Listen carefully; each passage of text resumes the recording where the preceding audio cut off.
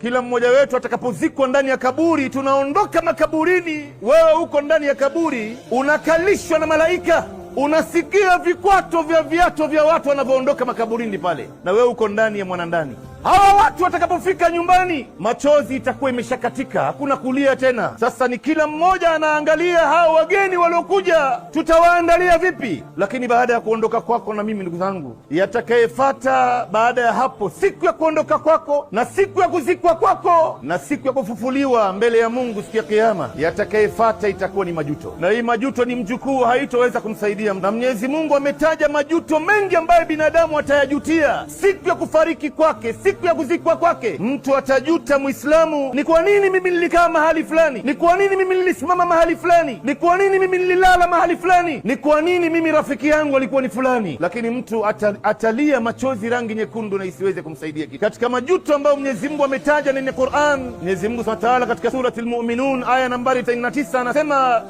hata idha jaa ahadahumul maut qala rabbi irji'un la'alli a'malu salihan fima tarak, mpaka siku ambaye mmoja wenu atakapofikiliwa na mauti atamwambia Mwenyezi Mungu Subhanahu wa Ta'ala, ya Allah, na kuomba uniregeshe kidogo, na kuomba unipe nafasi kidogo tu. Ukafanya nini huko? La'alli a'malu salihan fima tarak, wenda nikafanya mema ambaye niliyaacha nyuma sikuyafanya mimi. Na kuomba Mwenyezi Mungu unipe muda mdogo niende nikaswali salati alfajiri kwa jamaa msikitini. Ya Allah, na kuomba unipe nafasi ndogo nikaisome Qur'an, nilikuwa nimeigura. Ya Allah, na kuomba unipe nafasi nikafanya ibada ya haji, nilikuwa na uwezo wa mali na afya na sikuweza.